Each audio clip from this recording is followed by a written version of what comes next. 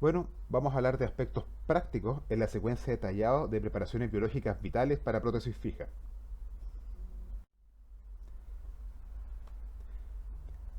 Uno de los aspectos importantes a considerar al momento de realizar el procedimiento es tener alguna forma de medir las profundidades de desgaste que se están logrando.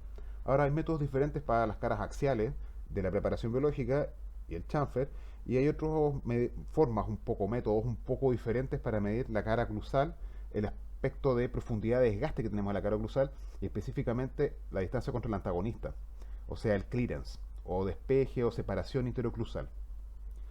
Ahora, uno de los métodos más populares, y que es bastante exacto, es el que emplea una sonda periodontal Carolina del Norte, pero por sí sola no sirve para medir ninguna profundidad. Necesitamos agregarle alguna otra referencia. Y obviamente la referencia más usada y más obvia es usar una llave de silicona que fue hecha sobre un modelo del paciente en el cual se hizo un encerado del diente que vamos a tratar y con ese encerado se le dio una forma ideal, en cera obviamente, a la estructura dentaria que queremos reproducir, o sea, básicamente el contorno protésico que queremos lograr en forma final, o sea, qué forma queremos que tenga la corona definitiva, y en base a eso se realizan los tallados. Ahora, en el caso del tipodonto se puede emplear naturalmente el mismo diente que vamos a intervenir como llave de contorno, como registro de contorno protésico, pensando en que vamos a lograr una corona va a ser idéntica en el futuro a el diente que tenía el tipodonto antes de empezar el procedimiento. Se puede usar también un estampado termoformado. Esto es un poco más complicado, pero tiene la virtud de ser transparente, de manera que hay ciertos volúmenes que se pueden estimar de mejor manera a través de un registro de contorno que sea transparente. Esto es una lámina estampada, generalmente acetato o etilvinilacetato, que es transparente, que se termoforma o se moldea en caliente contra un duplicado del modelo encerado, por ejemplo. O sea, hay que hacerlo sobre un modelo que sea completamente de yeso, no que tenga cera, porque si no la cera se va a derretir cuando uno le ponga la lámina estampada encima. Es una forma más compleja, tiene algunas ventajas. También se le pueden hacer cortes, ventanas o perforaciones para poder introducir una sonda periodontal, Carolina del Norte, o sea, una sonda milimetrada, y de esa manera poder registrar las profundidades de desgaste que uno está logrando. Ahora, para medir el chamfer con la sonda Carolina del Norte, se puede usar el mismo contorno del chamfer para poder hacer el registro. Es un poco más complejo porque hay que mirarlo exactamente desde oclusal, desde el eje de inserción protésico, o desde incisal, si es un diente anterior, y colocando oblicua la sonda, de esa manera podemos hacer una estimación bastante exacta acerca de qué profundidad va teniendo el chamfer. Básicamente si tiene, por ejemplo, 1 milímetro o un poco más, cercano al 1,2 milímetros, o si tiene menos de esa profundidad. Obviamente también sirve para un chamfer simple, o sea, un chamfer superficial de 0,5 milímetros, también puede servir. Naturalmente la sonda periodontal Carolina del Norte no tiene medidas de medios milímetros. Las medidas las marcas están puestas en forma secuencial por milímetro. De manera que hacer la estimación de 0,5 milímetros es un poco más complicado, digamos, de hacerlo. Puede ser que a nivel del punto de contacto proximal no tenga por lo menos 1,5 milímetros de profundidad de desgaste. En ese caso, lo que podemos hacer para verificar si tenemos o no un mínimo de desgaste en la preparación biológica es apoyar la punta de la sonda periodontal Carolina del Norte contra la cara proximal del diente vecino, específicamente en la zona donde debería establecerse el punto de contacto proximal. Y medimos la cantidad de separación que hay contra el ángulo que se forma entre la cara proximal y la cara oclusal, muy cerca de la fosa proximal en el caso de los dientes posteriores. Y de esa manera podemos ver cuánto grosor tenemos efectivamente para poder asignarlo a la corona. Ahora, la mejor forma de medir cualquier clase de desgaste, realmente de profundidad de desgaste, es tener un provisional que esté muy bien ajustado y mediante un calibrador de metales, que esté, obviamente el calibrador de metales que esté muy bien calibrado, o sea que sea un calibrador, puede ser barato, pero que básicamente sus bocados cierren, que estén en contacto en la punta, los dos bocados, las dos puntas de los bocados estén en contacto, y en forma simultánea que la escala graduada abajo esté exactamente en cero. Eso significa que el calibrador está bien calibrado. En esas condiciones, de tener un provisional ideal con un excelente contorno exterior, o sea, un contorno protésico correcto, y una estupenda adaptación interna a la superficie de la preparación biológica, en esas condiciones, al momento de hacer la medida de calibración con el provisional, se obtiene una medida muy exacta y en cualquier parte del diente, en cualquier cara y en cualquier parte de una cara, de los grosores que tenemos de material, acrílico probablemente, pero básicamente lo que nos interesa es ver el espacio que tiene, el grosor que tiene el material. Y en esas condiciones, en la preparación biológica, podemos corregirla en forma muy precisa, en forma focal, donde le falta un poco de profundidad de desgaste todavía. Es un método excelente, pero para eso hay que tener mucha destreza para confeccionar el provisional y para poder ajustarlo. O sea, que quede sin burbujas, sin poros, que el acrílico quede en toda su extensión perfectamente adaptado a la superficie de la preparación biológica. Y obviamente la terminación cervical también, digamos, tiene que quedar adaptado, obviamente. En esas condiciones se puede medir cualquier cosa en el provisional. Si el provisional está bien por fuera, su forma exterior, básicamente los registros de grosor de material van a ser sumamente exactos, muy, muy realistas, digamos. A ver si tenemos o no tenemos el espacio mínimo indispensable para hacer una corona. Ahora, para el espacio interoclusal, para el clearance, esto se complica un poco más. Verán, la sonda periodontal que viene al norte sirve porque se puede medir directamente contra el antagonista. Por desgracia, la sonda entra en diagonal, no entra vertical, por lo tanto las medidas no son del todo reales. Por ejemplo, si tengo 2 milímetros medido en diagonal con la sonda Carolina del Norte contra el antagonista, es posible que tenga realmente 1,7 milímetros en el sentido vertical. Hay una sobreestimación de la profundidad de los desgastes cuando se hace con la sonda Carolina del Norte contra el antagonista. ¿Se puede usar la llave de silicona estampado? Sí se puede usar. Ahora, el problema es que, como no se hizo encerado, y si la oclusión del tipo odonto no está perfecta o muy buena, puede ser que haya alguna variación de profundidad real, de espacio real que hay, versus la profundidad. La segunda opción, obviamente, que es la mejor, es calibrador de metales con un provisional que está perfectamente ajustado. Ahora, cuando se trabajan con provisionales para medir la profundidad de desgaste, el método es muy exacto. Lo que tiene de engorroso y de desagradable es que si el provisional nos indica que tenemos, por ejemplo, 1,2 milímetros en la parte media de la cara vestibular y necesitamos 1,5, vamos a tener que desgastar un poco, con piedras rojas probablemente, para terminar de dar el resto de profundidad de desgaste. Y hay que volver a ajustar el provisional nuevamente, lo cual significa que el diente se empieza a exponer a repetición a monómero, sobre todo si hay muchas zonas que hay que corregir. Porque al rebasar el provisional, volverlo a ajustar, hay que volver a preparar acrílico, hacer espacio dentro del provisional, colocar el acrílico nuevo en una etapa plástica y volver a ubicarlo sobre la preparación biológica, posicionarlo, recortar excesos, pulir y verificar que haya quedado nuevamente readaptado. Por lo tanto, el procedimiento es engorroso y en el caso de preparaciones biológicas vitales puede ser que exponga excesivamente la preparación biológica a ciclos repetidos de monómero del acrílico. Pero desde el punto de vista de conseguir medidas exactas, el provisional, de todas maneras bien ajustado y bien confeccionado con buen contorno exterior, es lo mejor. Ahora, en el caso puntual de la cara oclusal, para ver la profundidad de desgaste y ver la separación que hay contra el antagonista, se pueden hacer registros intraorales, o sea, registros interoclusales. Se pone alguna clase de material entre los dientes, se le pide al paciente que cierre, o usted cierra su tipo odonto, y el material debería endurecer en esa posición.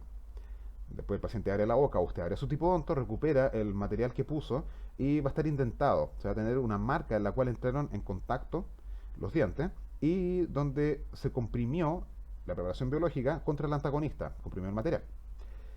Por lo tanto, eso puedo tomar un calibrador de metales o de cera, que en este caso es lo mejor, un calibrador de cera, y medir cuánto grosor hay entre diente y preparación biológica, lo cual equivale obviamente al clearance. Por lo tanto, es una forma excelente de poder medir eh, espacio interoclusal. Ahora, se puede usar cera rosada, es bastante blanda, así que usar un calibrador de cera que tenga los bocados más o menos anchos, porque esa es la diferencia con los calibradores de metales, los bocados son anchos en la punta y muy anchos.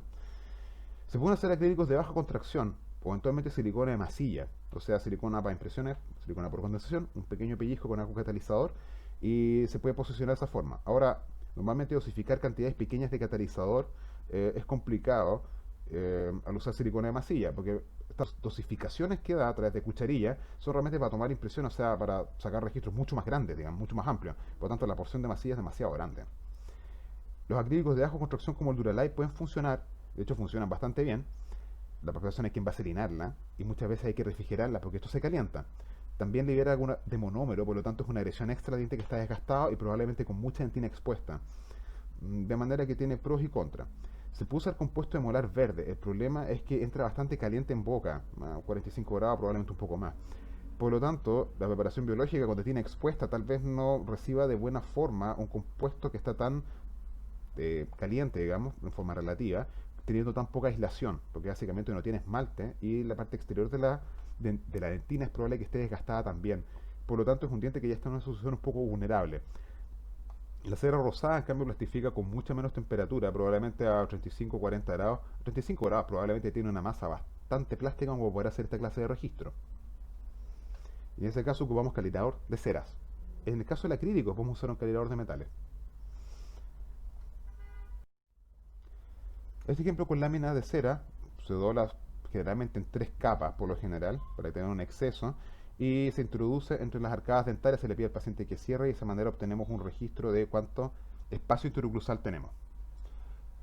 El compuesto modular es otra forma de hacerlo, la Godiva verde de baja fusión, el registro con el acrílico con Duralite, que puede ser una forma de hacerlo que es un poco más práctico, y el registro con silicona vacía, que es un poco engorroso porque se desperdicia un montón de material.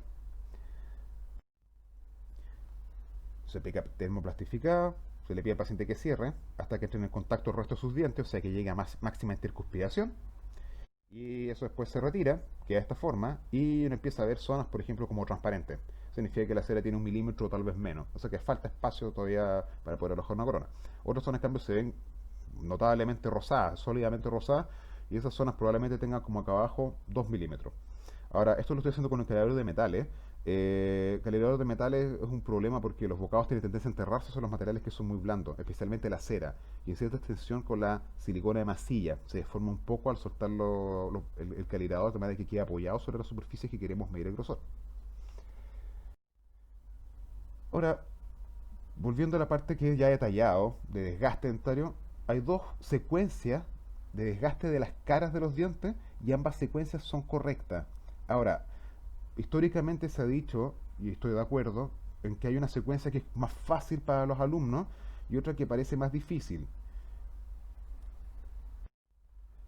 La secuencia tradicional, o la secuencia inicial, o la secuencia que se hace de toda la vida, es desgastar primero la cara oclusal o el borde incisal, si es un diente anterior, después la cara vestibular, después la lingual y después las caras proximales. Y nótese que se siguió ese orden: vestibular, lingual y después las proximales. Puede partir por la cara distal o puede partir por la cara mesial haciendo desgaste, da igual. Pero primero se desgasta la cara vestibular y después la lingual y después las caras proximales. Ahora, en la secuencia inversa, obviamente es al revés. Uno primero desgasta la cara vestibular, de nuevo, después la cara lingual, después las caras proximales, y al final se gasta la cara oclusal o borde incisal. Yo tuve problemas con tallado de coronas mientras usé la secuencia tradicional, y cuando empecé a desgastar las caras axiales, primero y después al final la cara oclusal o borde incisal, se me simplificó la vida por alguna razón, pero no notaba que es más bien la excepción. El común de la gente parece aprender bien y parece hacerle lógica a la secuencia tradicional. De acuerdo, esa es la primera en la cual tiene que pensar, la primera que tiene que practicar.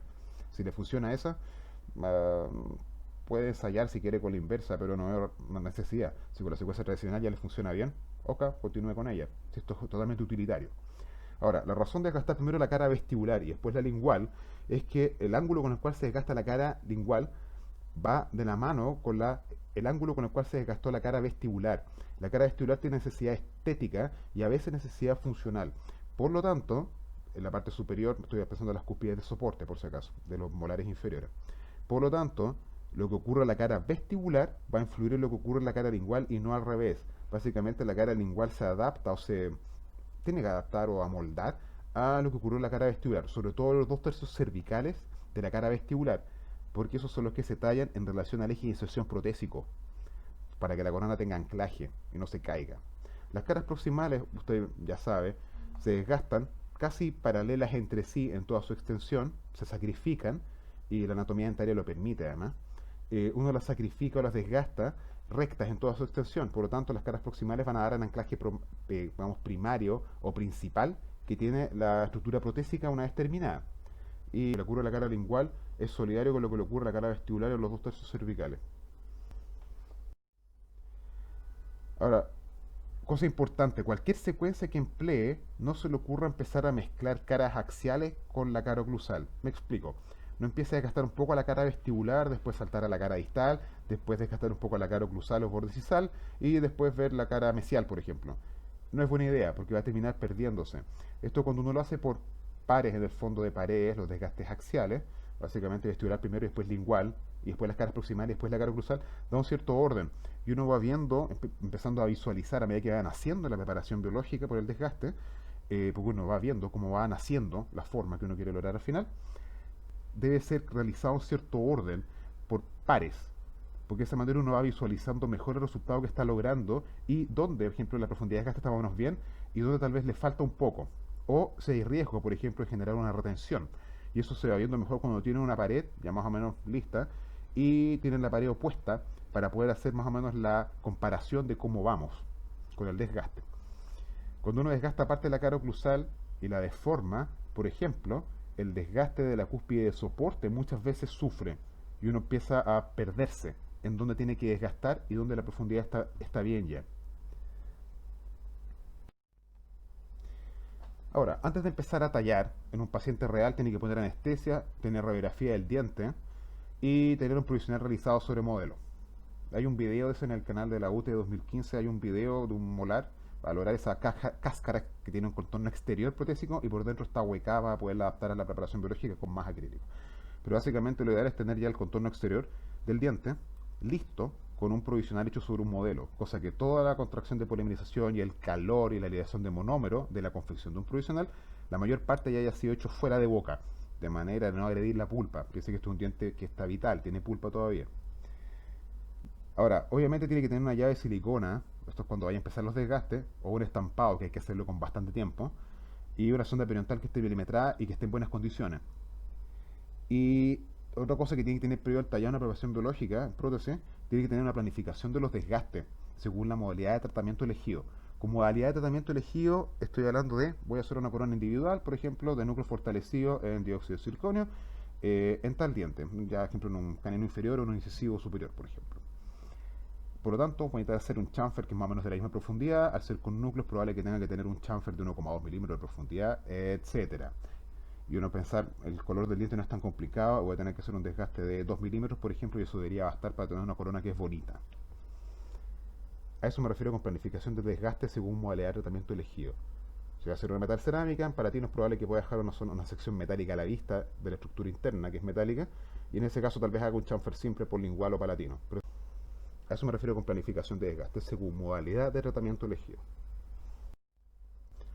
Ahora, la secuencia tradicional, los tiempos operatorios son: primero tallado surcos guía, que algunos autores o algunos clínicos obvian, pero cuando uno empieza a aprender a tallar, a dar forma, los surcos guías ayudan mucho. Surcos guías de 1 milímetro de profundidad en forma global, digamos. En la zona cervical suelen tener un poco menos, 0,8 o 0,7 milímetros. Después se hace la reducción del borde incisal o la reducción de la cara oclusal.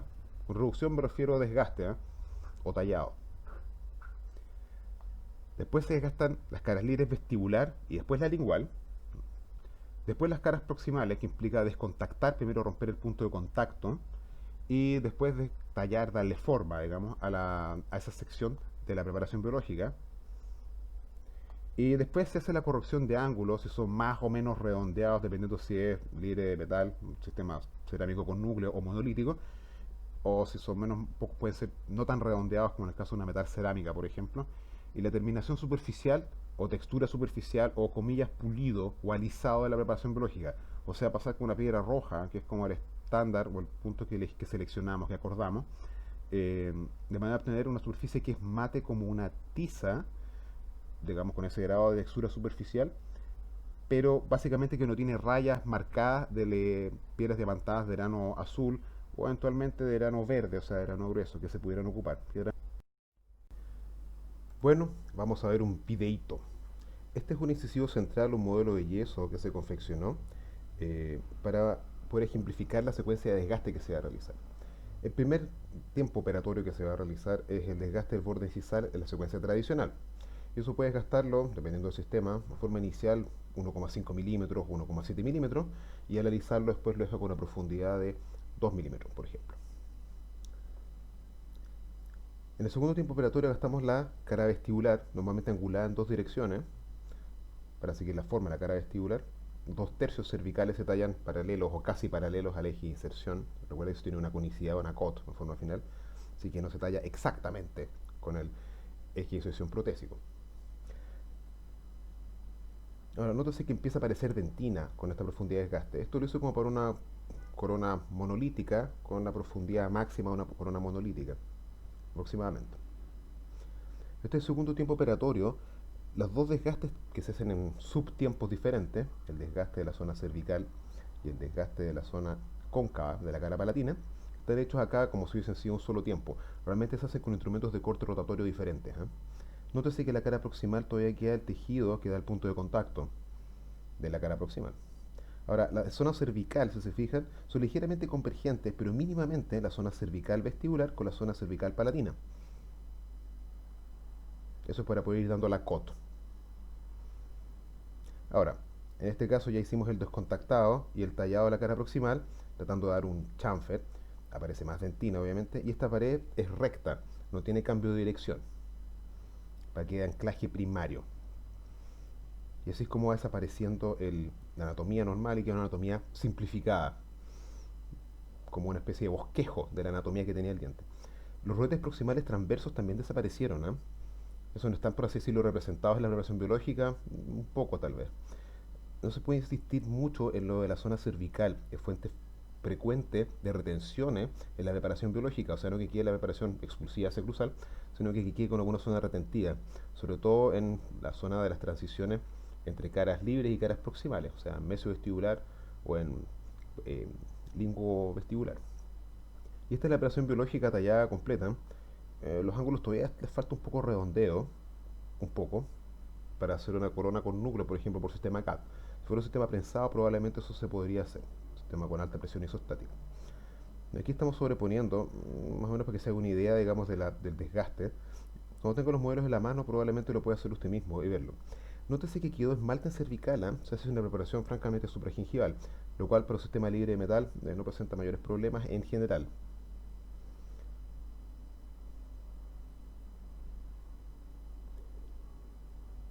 Ah, y esto es para que recuerde siempre que la preparación biológica vital tiene una pulpa. La pulpa es un poco grande, ¿eh? Está un poco sobredimensionada. Es como la pulpa de un adolescente casi en cuanto a tamaño. Normalmente los adultos tienen una cámara pulpar que es más pequeña. Pero eso es la representación de la pulpa como si le hubiésemos sacado toda la dentina encima.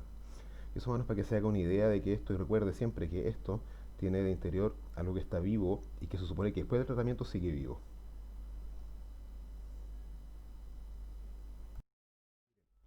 Preparaciones biológicas, metal cerámica en un diente anterior es difícil que realice, pero vale la pena porque verlo, porque además hay fotos que son del sector posterior que es mucho más ocupada la corona metal cerámica.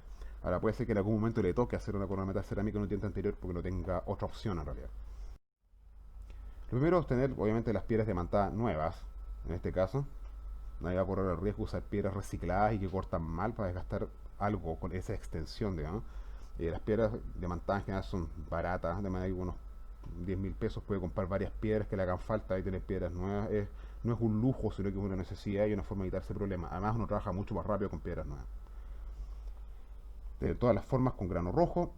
La de piedra aguja, obviamente no, es solamente para hacer un corte utilitario.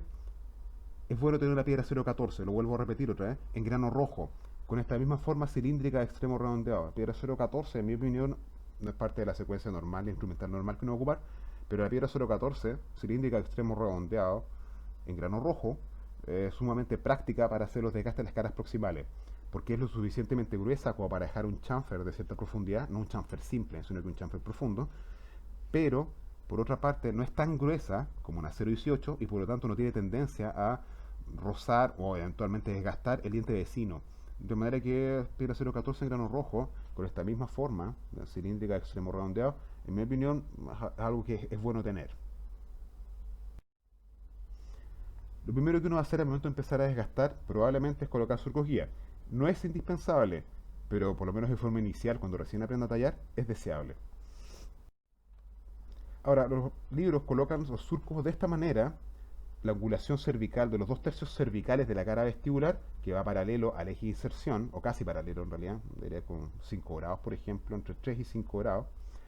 Eh, estos surcos, digamos, los colocan en la cara vestibular paralelo a los dos tercios cervicales, digamos, del eje de inserción, la proyección del eje de inserción de los dos tercios cervicales. Ahora, si se fija, hay otros dos surcos acá, que están con otro ángulo. Eso es porque la cara vestibular, aunque sea un poco, siempre es algo convexa, es un poco curva. Por lo tanto, un solo desgaste o una sola marca no va a llegar hasta el borde incisal. Va solamente a abarcar los dos tercios cervicales, digamos, de la cara vestibular de un incisivo, por ejemplo. El último tercio se desgasta con otro ángulo, por lo tanto los surcos guía también hay que colocarlos de esa manera.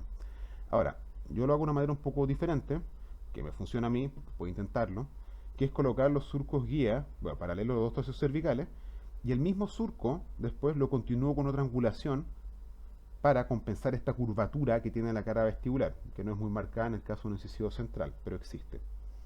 Y de esa manera, con un mismo surco, básicamente tengo los dos cambios de dirección. En dientes posteriores se hace de esta manera. Se colocan surcos tratando de seguir la angulación natural que tiene el diente. Si se fija acá abajo al lado izquierdo se están marcando los surcos donde va la cúspide de soporte, porque este es un diente inferior, es un premolar inferior, un segundo premolar inferior. Y tiene esta cúspide de soporte, que es la vestibular en este caso. Por lo tanto, por la curvatura que tiene esa cara, hay que desgastarlo en dos ángulos bastante marcados. Compárelo con el desgaste que se tendría que proyectar acá abajo, que es mucho más vertical, y va a tener una idea de qué tan diferente es el ángulo con el cual se deben colocar estos surcos y con el cual se debe hacer el desgaste del último tercio de una cúspide de soporte. Y el ángulo es bastante marcado. Esto se coloca la piedra sobre la superficie dentaria, se hace entrar, tiene que ser un movimiento relativamente recto, de entrada solamente de la piedra, manteniendo la angulación, y cuando la piedra desaparece sobre la superficie del diente, mirándolo desde el lado, inmediatamente hay que parar y se retira la piedra. O sea, la piedra queda enrasada con respecto a la superficie dentaria, donde está entrando la piedra. No empieza a mover la piedra en diferentes direcciones porque no le va a hacer un surco limpio. Esto es solamente colocar un surco limpio, uno solo. Cosa importante también, tenga cuidado donde coloca estas piedras, donde marca estos surcos de orientación. Por ejemplo, si los coloca en la cara lingual y va a ser un chamfer simple, probablemente se va a meter en problemas, porque el chamfer abajo debe tener más o menos 0,5 milímetros de profundidad, tal vez un poco más, pero 0,5 es una muy buena medida y basta con eso. Si usted introduce la piedra, digamos, 0,8 milímetros en la superficie dentaria, inmediatamente donde va a tener el chamfer, se va a meter en problemas porque inmediatamente le va a quedar un chamfer con más profundidad de la que debe. Por lo tanto, básicamente, inmediatamente estropeó la preparación biológica. Y si fuese el diente de un paciente, estropea el diente del paciente. Ahora, es bueno colocar la piedra cuando talles surcos de este tipo en las caras vestibulares, colocar la piedra alejada, por ejemplo, 1,5 milímetros del margen libre de la encía o por lo menos a 1 milímetro, de manera de tener un cierto margen para poder desgastar la cara vestibular y darle la forma que tiene, y por otra parte después poder alisar lo suficiente la preparación biológica con una piedra de grano rojo, con un desgaste mínimo del diente, pero igual, desgaste mínimo, cosa que la terminación cervical, por ejemplo, le quede 0,5 milímetros supragingival, si ese es el objetivo, o que le quede derechamente yuxtagingival, si ese es el objetivo. Y eso depende un poco del operador, donde coloca sus surcos, y es algo que requiere un poco de práctica, dependiendo cómo uno talle y cuánto uno insista en cada cara, de manera de poder obtener una superficie que es lisa, sin ondulaciones, y sin muesca, herencia de algún surco que se colocó demasiado cerca de la encía. Y básicamente es una preparación biológica que tiene problemas. Ahora, una cosa importante, los surcos guías nos sirven para medir la profundidad final de desgaste. Años atrás ya tuve un alumno que me reclamó mucho, yo lo había dicho en clase, pero reclamó mucho porque este concepto no lo pensó y realmente cuesta, cuando uno no lo ha hecho mucho, realmente cuesta darse cuenta. Los surcos guías terminan desapareciendo cuando uno desgasta la superficie dentaria, o sea, cuando uno termina la forma final, los surcos guías desaparecen. Es básicamente, el surco guía es para poder desgastar con rapidez hasta que empieza a desaparecer el surco y básicamente el resto del diente empieza a tener también 1 milímetro de profundidad de desgaste, por lo menos. En ese momento, el surco guía deja de tener utilidad y empieza, cuando se llama esto, a borrarse. Por lo tanto, para ver la profundidad final de desgaste, los surcos guía no sirven. Sirven para hacerse una aproximación y hacer un desgaste, por así decirlo, rápido, de reducción de la estructura dentaria, con tranquilidad, sabiendo que cuando empiezan a desaparecer, vamos a tener 1 milímetro de desgaste más o menos. Pero para profundidades finales, repito por tercera o cuarta vez, no sé, pero lo vuelvo a repetir, para medir profundidad final, los surcos guía no sirven. Necesita medir contra el contorno protésico, contra una llave de silicona, un estampado o otra antagonista si es necesario. Pero los surcos guía no sirven para ver profundidades finales de desgaste. No sirven. Bien, después de colocar surcos guía, hacemos el tallado del borde cisal o la cara oclusal, dependiendo si es un diente anterior o posterior. El borde cisal es el equivalente funcional a la cara oclusal, en general. En un diente anterior, hay que inclinar un poco la piedra hacia palatino. Básicamente esto no va con un desgaste recto, en ángulo recto comparado con la cara vestibular. O sea, no es un desgaste comillas horizontal, es un desgaste en el cual la piedra apunta un poco hacia el paladar, en el caso de un diente superior. Máximo que puede inclinarse la piedra son 45 grados. Algunos dientes requieren un ángulo un poco no tan marcado con respecto a la cara vestibular. Puede ser con respecto a la cara vestibular, por ejemplo, un ángulo de unos 70 grados y probablemente con eso también esté bien. Desgaste 45 grados máximo es lo que siempre se ha dicho como tope, digamos, de angulación. Eso por la forma como se produce la aplicación de fuerza y por la forma global con la cual se desgastan en general los bordes incisales en los pacientes. O sea, más o menos esa es como la dirección en la cual el vector de fuerza de masticación o los vectores en rigor, porque el movimiento es compuesto, de manera que cambia el vector mientras cambia la posición de la mandíbula, los vectores de fuerza van generando ese patrón de desgaste y la idea es que la superficie dentaria desgastada sea lo posible, en este caso, del borde incisal, perpendicular a la fuerza de oclusión más o menos, o a los vectores de fuerza de oclusión que se van a producir. Aquí se ven los desgastes de los surcos guías tallados en la cara vestibular, que todavía no se desgastan, que tienen dos angulaciones diferentes a todo esto, y quedan estos pequeños excesos en las caras proximales. No es necesario que los desgaste, ¿eh? Puede dejar estas pequeñas cuernos o pequeños solevantamientos de estructura dentaria y eso va a desaparecer al momento de tallar las caras proximales. Cuando se talla la cara proximal, toda esa sección va a desaparecer. Así de simple. De manera que por el momento los puede dejar ahí. Si esto es mucho, los puede intentar reducir, pero va a tener que poner una banda matriz en esta etapa, digamos, si empieza a aproximarse al diente vecino. Mientras tenga una cierta cantidad de estructura dentaria protegiendo el diente vecino, no hay problema. Basta con aquí un grosor de 0,5 milímetros, básicamente un poco esmalte, y con eso basta, digamos, para no tener que colocar una banda metálica para protección del diente vecino en esta etapa. En esta etapa normalmente no se emplean bandas de protección, acá todavía. Ahora, la cara oclusal de un molar, por ejemplo, de un diente posterior, este es un molar superior, está mirado al revés, digamos. Está puesto cabeza arriba y debe estar cabeza abajo. Bueno, acá arriba a la izquierda se están colocando surco con una piedra que es más corta, pero también es de 1 milímetro, así que da lo mismo. Se están colocando surco con la angulación para esta cúspide de soporte, surcos de orientación, con un ángulo bastante marcado en relación a la cara palatina, porque es una cúspide de soporte que es altamente convexa, por lo tanto hay que desgastarlo y es parte funcionalmente de la cara oclusal, por lo tanto el ángulo con el cual se desgasta para garantizar una profundidad de desgaste y seguir la anatomía normal, natural, es bastante diferente, digamos, a una cara palatina, por ejemplo, a una cara lingual, por ejemplo, de un molar inferior, o a una cara vestibular. El ángulo, la diferencia de ángulos es súper marcada. Bueno, aquí está el resultado de colocar los surcos, le puse un montón de surcos, en realidad, tienen ángulos como las vertientes internas de las cúspides, también siguen ese ángulo, y si se fija acá, aquí se lleva la reducción de esta parte de la cara palatina, que aunque es parte de una cara palatina, o sea, debería estar, ¿cuánto que se llama esto? Desgastado en relación a la cara vestibular, en teoría, este último tercio oclusal tiene una influencia que es de cara oclusal. Recuerda lo que le dije que funcionalmente cercano a la punta de las cúspides de soporte se considera que son parte de la cara oclusal funcionalmente y no la división anatómica de que es parte de la cara palatina. Esto es parte de la cara oclusal funcionalmente, por lo tanto se puede gastar en esta etapa, sí se puede gastar. ¿Es bueno gastar en esta etapa? Eh, yo encuentro que sí. Orienta mejor a cuánto clearance uno va teniendo con la preparación biológica cuando ocupa esta secuencia que es la secuencia tradicional de tallado. Primero la superficie funcional intensa, borde incisal y cara oclusal. Por vestibular, en este caso, está la vista vestibular acá abajo de este molar superior. Fíjese cómo están gastadas ¿cuánto que se llama esto? Las vertientes internas de las cúspides. Están gastadas como con una ondulación que sigue la forma de las cúspides naturales, cuando estaban antes de ser desgastadas. Y tiene unas líneas negras que van hacia la punta de la cúspide. Estas líneas negras representan la parte central o la parte más prominente del rodete triangular que tienen las caras oclusales, que es este sobrelevantamiento que estoy mostrando acá arriba en el premolar. Este sobrelevantamiento que hay al medio es la parte más prominente del rodete triangular. Por lo tanto, esa sección más o menos la conservamos más o menos si es que la forma del diente efectivamente permite una buena oclusión y no hay que hacer correcciones, digamos, de forma.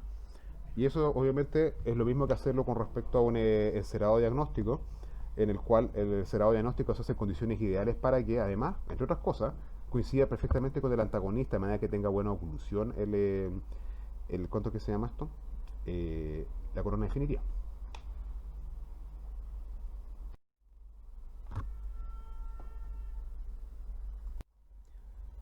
Teniendo listo la superficie funcional del borde incisal o de la cara oclusal, continuamos con el tallado de las caras libres vestibular y palatino cervical.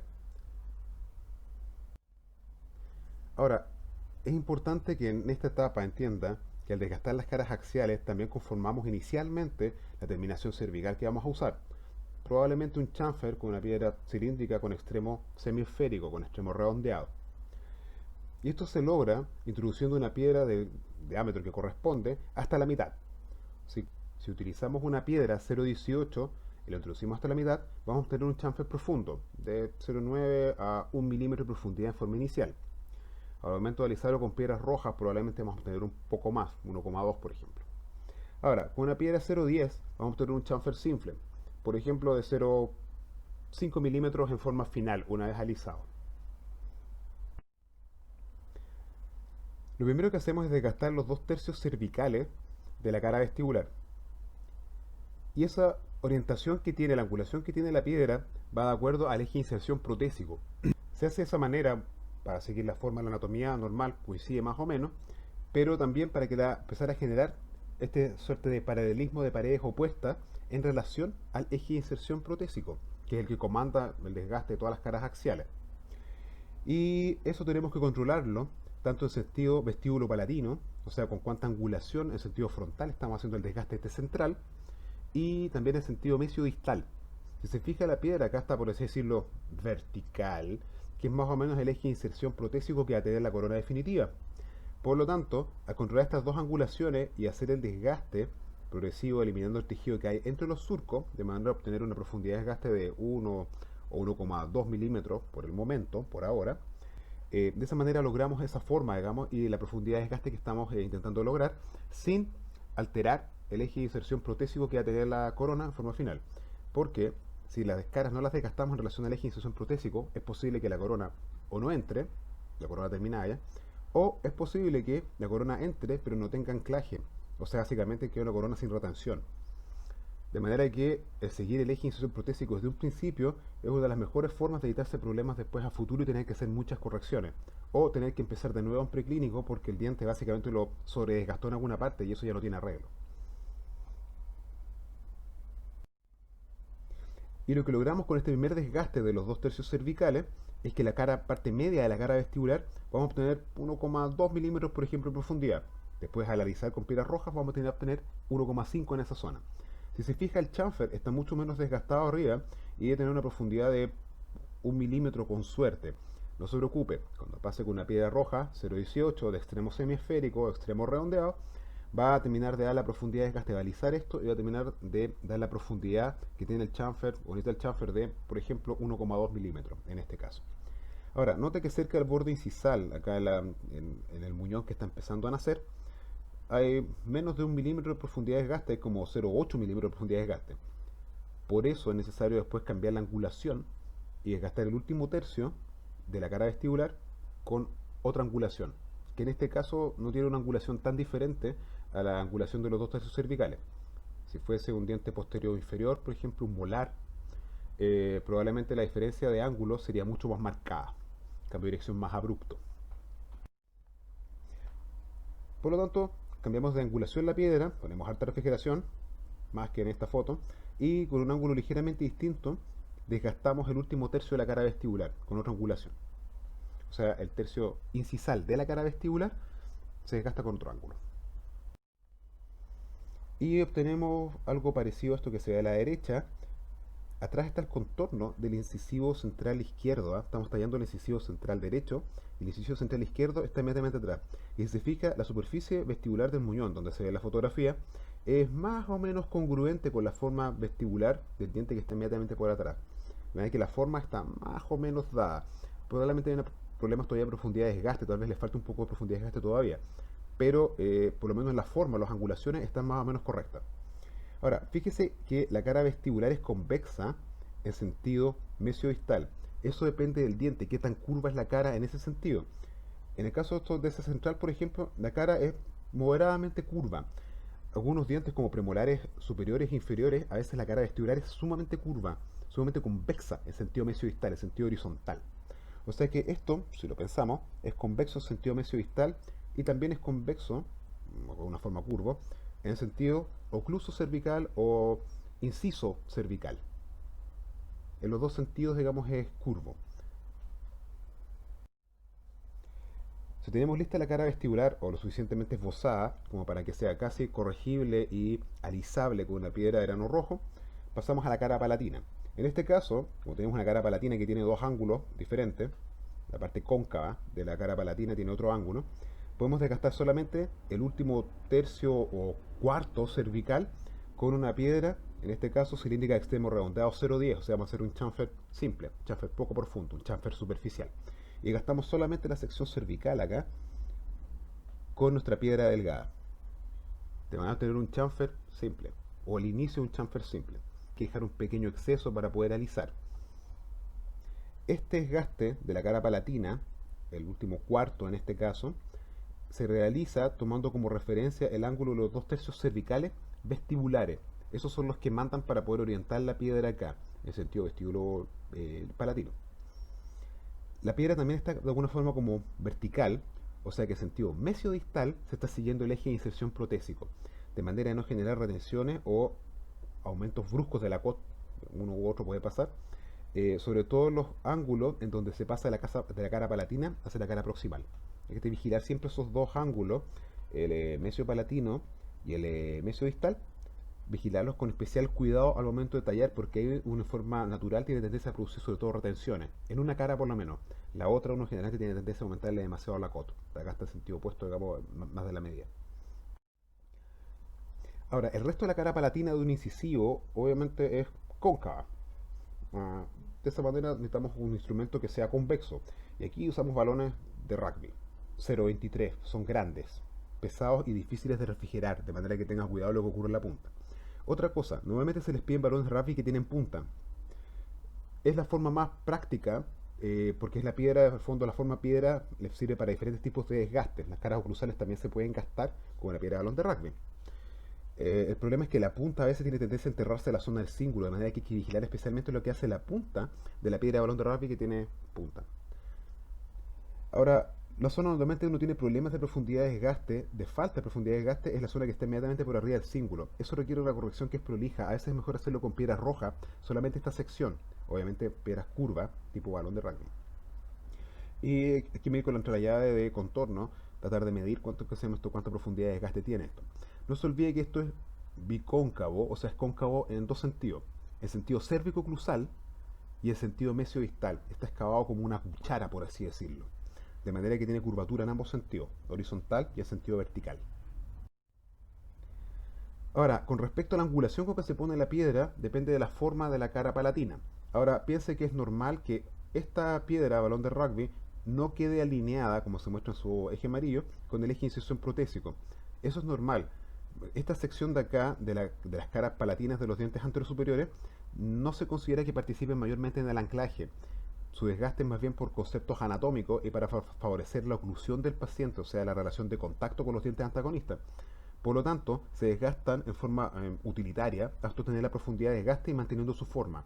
Y la angulación en este caso no es muy crítica, porque lo más probable es que no coincida con el eje de inserción protésico. Es casi seguro que no va a coincidir con el eje de inserción protésico y no importa. En esta zona que es cóncava, en el último tercio o cuarto cervical de la cara palatina, sí importa, obviamente, con qué ángulo usted está gastando esto. Si ya tiene la cara palatina de este decisivo, por ejemplo, lista, corresponde hacer el descontactado y el tallado de las caras proximales. Para eso vamos a usar esta piedra que es media peligrosa y que no puede funcionar a muy altas revoluciones, porque tiene tendencia a quedarse en la punta. De que hay que tener cuidado con esta piedra. Ahora, estoy armando un portamatriz acá como cuando uno va a hacer amalgama.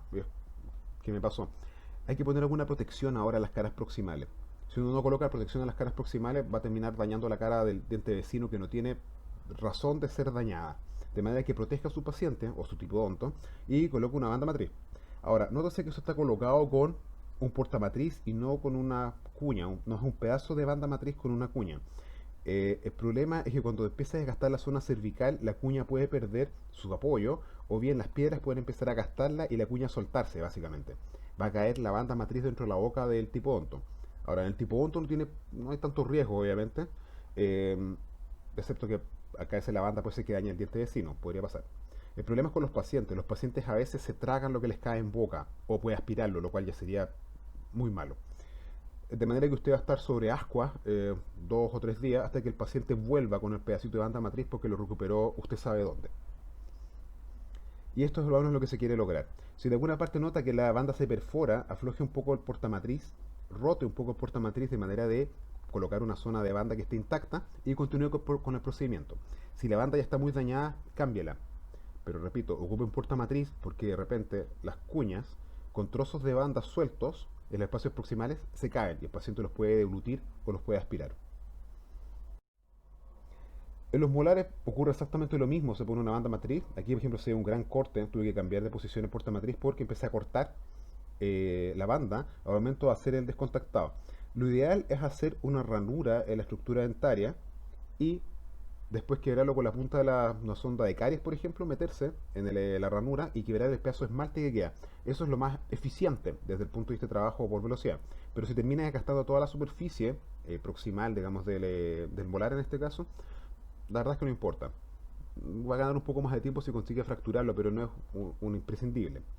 Una cosa importante es que al descontactar con estas piedras de aguja uno tiene tendencia a hacer el corte demasiado cerca de la punta de la papila y después no queda tejido sano para hacer un chamfer. Así que automáticamente le queda un chamfer intracircular de forma inmediata al momento de darle forma al chamfer. De manera que trate que igual, al igual que se ve aquí en esta fotografía, trate que la punta de la piedra esté a cierta distancia de la punta de la papila. De esa manera usted va a hacer espacio, pero va a tener todavía algo de tejido dentario donde poder tallar la terminación cervical, el chamfer, este desgaste curvo que concilia las paredes axiales con la superficie dental no tallada. Ahora, una vez que hizo suficiente cantidad de espacio, como poder meter con comodidad una piedra cilíndrica 0,10 por ejemplo, por lo menos, comienza a desgastar con esa piedra. Tiene que tener mucho cuidado con la COT en esta etapa de descontactado y tallado de las caras proximales, especialmente ahora, porque hay tendencia a dejar ciertas zonas retentivas. Por ejemplo, acá arriba, donde estoy marcando con el puntero láser, hay una zona que tiene una angulación ligeramente distinta a esta parte de la cara, de la otra cara proximal, que ya está más o menos esbozada o bastante tallada, el avance de eso tallado.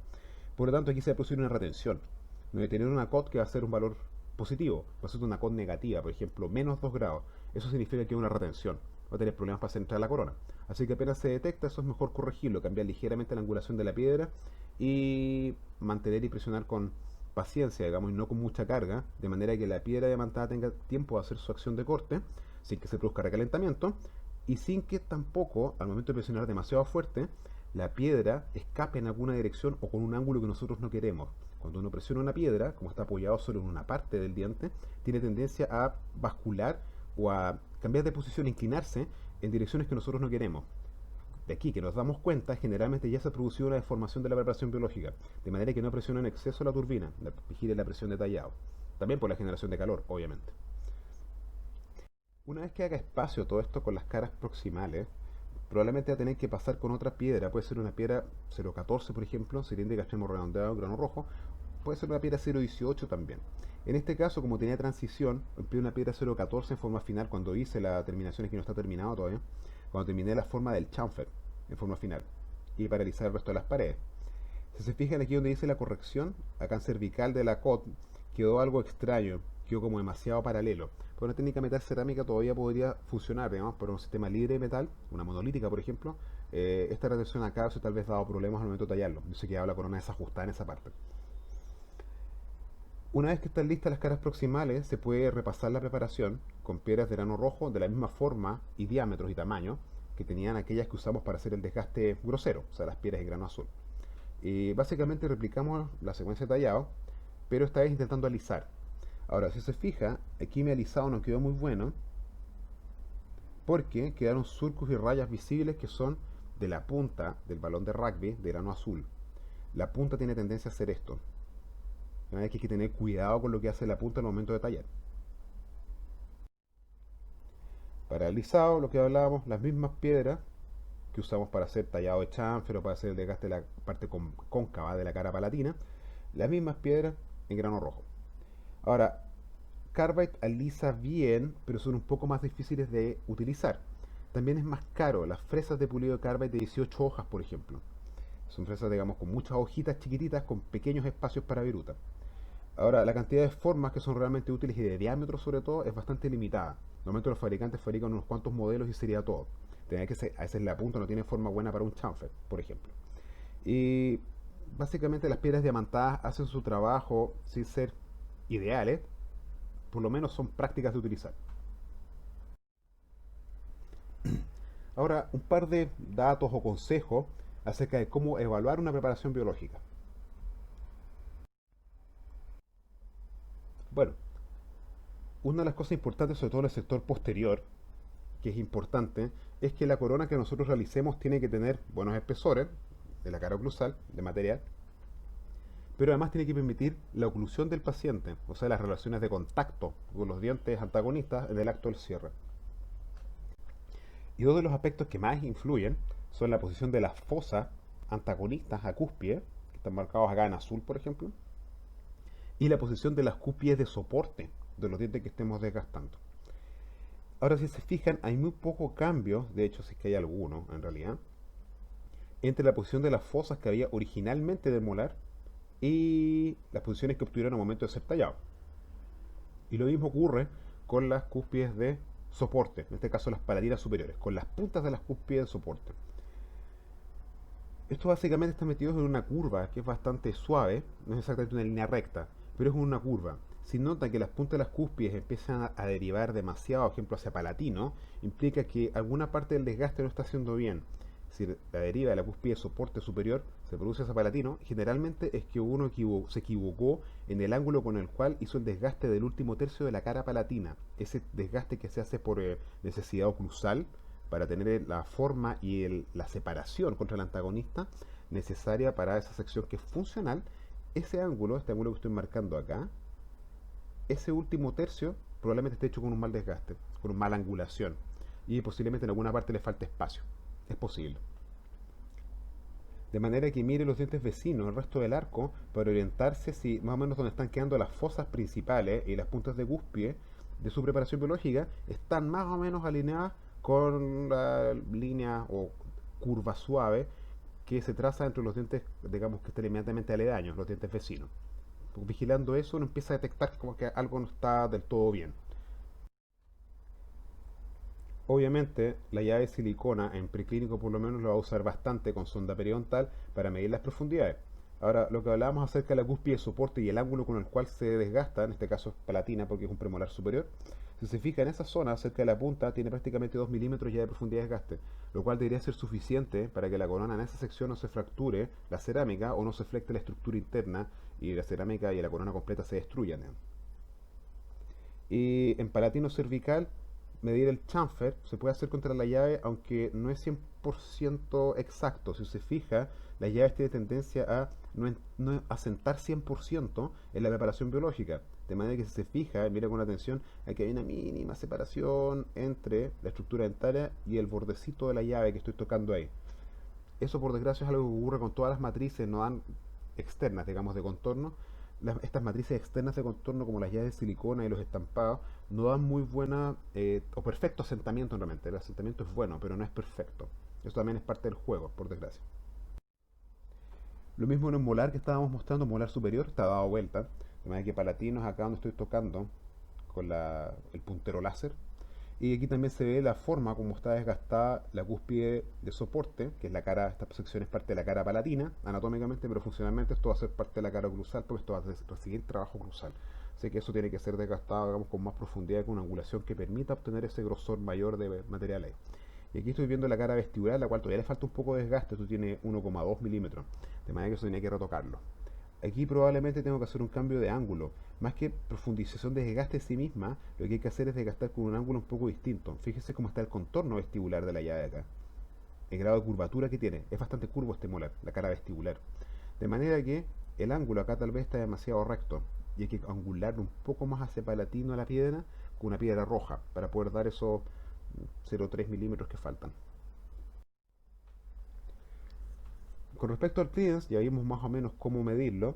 No se olvide que es espacio interoclusal o despeje interoclusal o separación interoclusal entre la preparación biológica y su antagonista. Y normalmente son 2 milímetros y normalmente paramos ahí.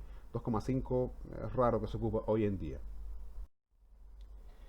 Ahora, El clearance se puede medir contra una llave en las fosas proximales, tal como estoy haciendo acá, que es uno de los problemas que tenemos, cómo estimar la profundidad de las fosas proximales. Porque las otras llaves estaban cortadas en sentido vestibulo-palatino. Esta, en cambio, está cortada en sentido mesiodistal. Es una buena forma para ver la posición de las fosas, sobre todo en molares, aunque naturalmente el sistema también sirve para premolares. Cerca de donde debería estar el rodete marginal transverso, o la fosa más bien, eh, no tenemos cómo medir en forma exacta, porque no tenemos una superficie directa de contorno contra el cual medir. Si cortamos una llave de silicona, otra llave, obviamente, a nivel de la fosa y de los surcos de los dientes vecinos, tenemos aproximadamente un corte donde debería estar las fosas proximales, y eventualmente las fosas centrales, del diente que estamos desgastando, del diente posterior que estamos desgastando, molar o premolar. Y de esa manera podemos medir directamente, y aquí podemos garantizar, por ejemplo, que esto tiene 2 milímetros de profundidad de desgaste. Ahora, fíjese la forma como está gastado el premolar. También tiene una línea negra al medio que representa esto de acá, el rodete triangular, la parte más prominente del rodete triangular. También existe en un segundo premolar. Y las vertientes hacia los lados de ese rodete triangular están gastados de forma angulada. Es como un techito de una casa, por así decirlo. De manera que la geometría de los molares y de los premolares es un poco más compleja de lo que parece. Y eso no es un desgaste plano, es un desgaste que sigue una anatomía simplificada. Recuerde eso. Los muñones tienen una superficie que es simplificada, símil de su origen natural, digamos, del original natural. Bueno, obviamente en la punta de la cúspide hay que garantizar sí o sí que tenemos 2 milímetros de la cúspide de soporte, porque si no va a tener problemas. Ahora, a cierta distancia, con visión muchas veces binocular, a más de 30 centímetros o más, usted puede ver si efectivamente la COT está ligeramente convergente o no. Este caso era por una metal cerámica, por lo tanto, esto tiene una COT como de, yo diría, unos 6 grados, entre 2 y 6 grados, por lo tanto está dentro de un rango que es aceptable para una corona metal cerámica. Ahora, también tiene que tratar de ver la COT en las caras libres, lo cual es más difícil. A veces hay que meter un espejo entre la boca del paciente y a bastante distancia para ver si efectivamente las 2/3 cervicales de la cara vestibular son casi paralelos, ligeramente convergentes hacia oclusal con respecto a la cara palatina, la parte que se puede tallar más o menos recta, que en el caso de los incisivos, como el sector anterior, es el último tercio o cuarto de la cara palatina, digamos por debajo del cíngulo, y en el caso de los dientes posteriores se pueden tallar en mayor extensión, tal vez 2/3 de la cara palatina se pueden tallar paralelos con respecto, o casi paralelos con respecto a las 2/3 cervicales vestibulares. Recuerde, la cara vestibular es la que manda, y eso tiene que ser ligeramente convergente. ¿Cuánto? En el caso de metal cerámica, 2 a 6 grados, y en el caso de las coronas que van a ser preparaciones biológicas para corona, libres de metal, núcleo fortalecido o monolítico, van a ser, supongamos, 10 grados, o más bien entre 6 y 12 grados. Y con eso, con cualquier sistema haría poder hacer, digamos, una corona. No olvide medir en esta distancia del clearance, de separación interoclusal, que es estático todavía. Medirla en diagonal acá, esto que es una cúspide de soporte, porque es un molar inferior, es un primer molar inferior, por lo tanto la cúspide de soporte, y esta sección de acá va a meter alimento entre medio para poder triturarlo, y eso va a ocurrir, tiene que tener 1,8 o 2 milímetros de profundidad, porque si no, la corona va a tener problemas. Aquí no le sirve un desgaste de 1,5, es un desgaste superior, es un desgaste más bien de 2 milímetros. Ahora, dije clearance estático, básicamente eso es cuando el paciente está ocluyendo o mordiendo con todos sus dientes. Básicamente el arco dentario completo superior está contactando contra el arco dentario inferior completo, o sea, todos sus dientes están en contacto. Porque hay otra forma en que se debe medir, que es el clearance dinámico, o sea, en lateralidades en protrusiva y en lateralidades. La lateralidad es el movimiento que uno hace con la mandíbula, por ejemplo, cuando come un chicle. Normalmente la mandíbula se mueve, desplaza ligeramente en apertura hacia, por ejemplo, el lado izquierdo, se cierra en excéntrica, con la mandíbula no perfectamente centrada, y después al momento de terminar de apretar o triturar, los dientes se deslizan hacia la línea media y queda nuevamente la mandíbula centrada, con centricidad mandibular, en teoría. Y ahí llegó al máxima estercuspiración, al MIC, al punto en el cual, la posición en la cual contacta la mayor cantidad de dientes en el acto de cierre, pero en lateralidades solamente contactan algunos. De manera que también tiene que medir el clearance, porque algunos dientes tienen tendencia a dar problemas y algunos son más complicados de medir, como este canino. Este canino está correctamente tallado, pero este canino va a hacer función de guía. De manera que aquí el clearance se mide de manera diferente, un poquito diferente. Eso lo va a aprender después en clínica. Pero piensa que los dientes que hacen guías de subclusiva se miden en excéntrica de una manera diferente, en lateralidades, digamos. Mire, su superposición biológica ya está lisado, tiene el clearance, el chamfer ha sido repasado y no tiene aristas, no tiene bordes, digamos, irregulares, afilados, sino que realmente es una terminación que es curva. Está homogénea, tiene perfección marginal, tiene buena COT, tiene buena forma, los ángulos están redondeados, adecuados al sistema, bastante redondeados para el sistema núcleo fortalecido, con redondeados razonablemente para una metal cerámica. Puede acondicionar la preparación biológica, como usted ya tal vez ya sepa, puede usar fluoruro de sodio en 1%, que es gorroso y hacer recetario magistral, o puede usar lechada de cal, o sea, hidróxido de calcio en solución acuosa, aplicarla, frotarla durante un minuto a la preparación biológica, o tal vez podría hacer una aplicación de gluma. Y la plastificación del muñón ya es algo con lo cual no estoy de acuerdo, le ponerle resina acrílica o derivados de acrilato a la superficie de la dentina recién tallada en esa extensión, porque es demasiado grande la cantidad de dentina que hay. Personalmente yo con esto no estoy de acuerdo en lo personal, digamos. Los dos primeros sí, podría ser el tercero, el cuarto, yo en lo personal no. Si ya hizo el acondicionamiento, viene la parte más importante post tallado siempre, que es cubrir la dentina cortada con algo. O sea, en este caso un provisional, una corona provisional, que parezca un diente, que se vea menos bonita, que selle bien y que tenga buena oclusión y puntos de contacto y que no sea un factor de retención de biofilm en la zona cervical de la corona, porque si no la parte periodontal va a sufrir. Obviamente la idea es que tenga un provisional realizado sobre modelo. Es lo mejor. De esa manera gran parte de la masa de acrílico se contrajo, se calentó y liberó monómero por forma terrible sobre un modelo de yeso, el cual no va a tener problemas. Y eso después se ahueca y uno lo reajusta sobre la preparación biológica.